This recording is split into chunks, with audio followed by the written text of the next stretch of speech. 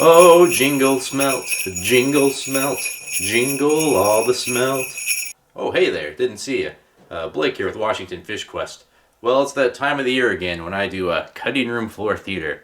These are the videos that, when I first looked at them, thought, what the heck was that? And didn't play them. So, you might recall I did 2 videos this October because they opened up, Fish and Wildlife opened up CQ Wild Coho Retention.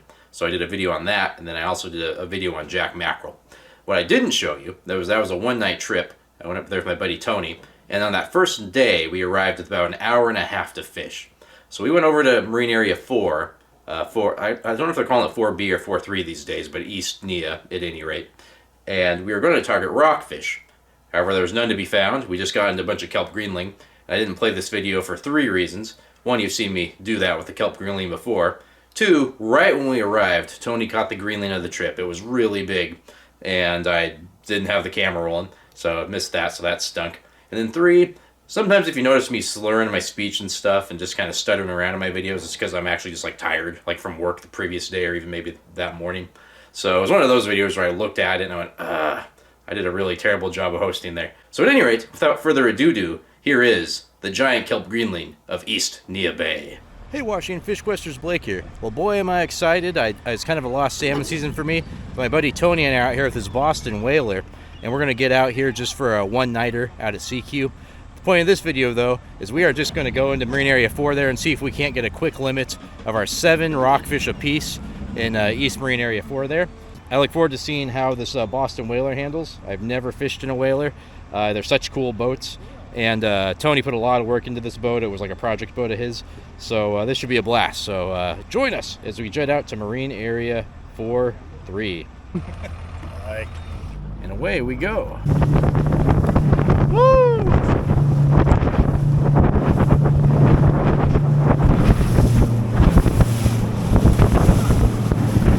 Yeah, so we'll basically want to get it like, well, I don't know. This is going to be weird because... So we're 40 feet here. This will be able... Oh, that's probably good. I bet we're good. I'm not seeing anything down there, but... All right. Well, maybe... Okay, is it working? Yeah, maybe just cruise around and see it until we see something. Yeah. I was going to say, you know, this is going to be different because usually when I'm out here, the kelp bed goes all the way out to here. But now it's falling apart because it's October, you know? Yep. Okay, now here's... Oh, those are fish. Those are fish. Yeah. Yeah, you might want to jig those, yeah. They might not be suspended like they usually are for me in the summer. Look at that. There's... Oh, yeah, man. I think you were right on with jigging. So usually I like to throw Berkeley goat minnows for these fish because they'll be suspended, but I usually don't fish for them in October. So I think that now they're going to be holding to the bottom by looks of the fish finder because the kelp is gone. You know, the bull kelp's literally detaching and because, you know, the season's changing and all that. So I do think jigging off the bottom is probably the way to go.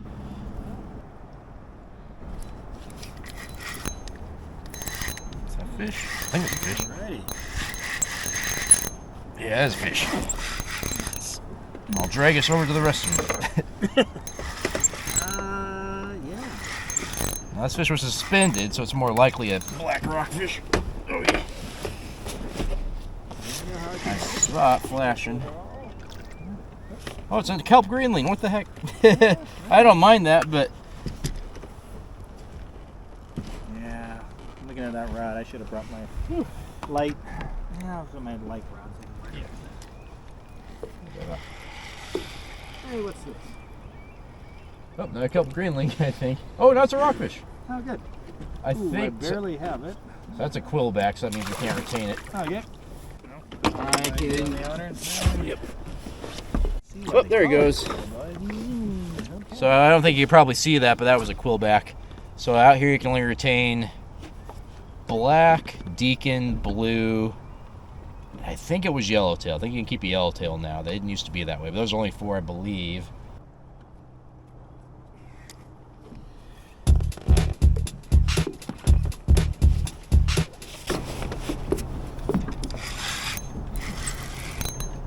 It's fine, pretty good.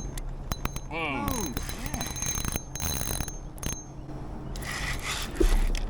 I don't think it's a no. Not fighting quite. That's a pretty good one, isn't it? Yeah, they're just beautiful looking fish.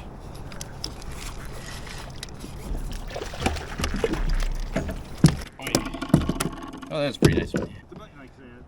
not like we're choosing between Roll. something. I'm sorry, go ahead. No, I was say if this was say July or June or whenever you're out here, where is this basically where the black rockfish would be? Yeah. Okay. Usually they're at about 50 feet of water, and it's kind of like the edge. That's a nice one. Yeah. Another kelpie.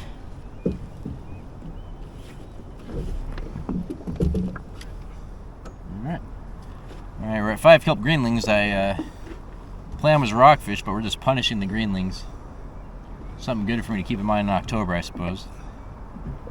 They're just not suspended, or at least we're not finding them suspended like I do in the summer.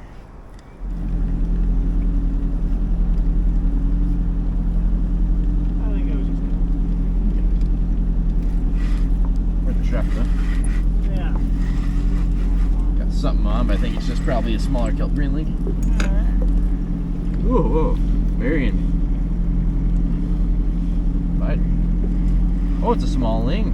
Hey, you want the net for that, or you want to? They're too small for you. Pretty dang small. I think I'm gonna let go.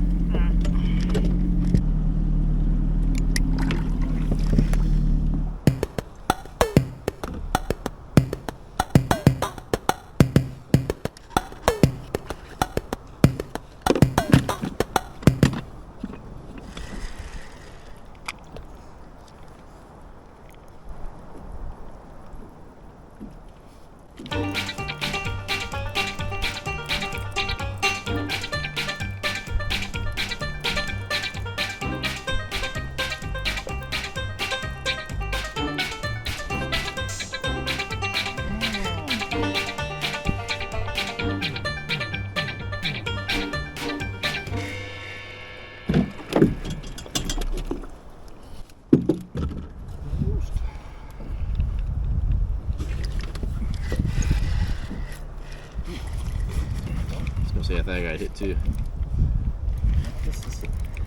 I think this is a fish. I don't think it's a big fish, but it's going right into some kelp. So there's that.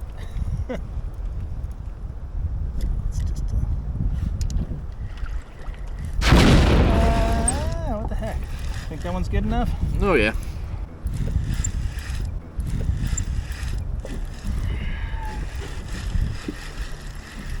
Alright, Tony with another greenling, and I probably got a double going on here.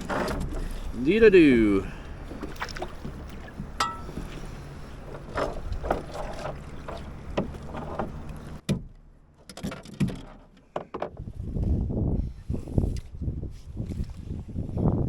Getting pushed pretty good by the current now, so we're going to head on back.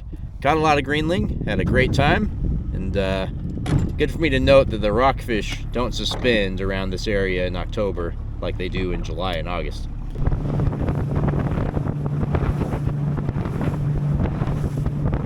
Well, that was something. You know, at the end there I said the rockfish aren't suspended like they are in July and August. I was thinking about it. Usually when I go and do my coho fishing there every year, it is somewhere between early and mid-September. So even then I go get the rockfish. So it just seems like maybe early October is a little late, which makes sense because, like I said, the kelp beds themselves are sort of deteriorating. So you're actually going further up into the kelp and getting shallower. It makes sense that the rockfish would retreat. Another lesson learned is, now that I've eaten kelp greenling from that area a few times, is they do get a little mealy the bigger they get. So I'd actually recommend, I was letting go of the small ones that trip. I think we ended up with maybe 12 between us. I think we got about 6 each. The big ones don't taste as good as the small ones. It's kind of just like with lingcod. Like if you have like a big female lingcod, not only is that the females who make the baby lingcod, but also the meat quality kind of goes down once they hit a certain size. It's sort of that way with kelp greenling, I learned. Thanks so much. I'll get you with a real video next time, and see you next time on Washington Fish Quest, and happy holidays, Merry Christmas, Happy New Year's, all that great stuff.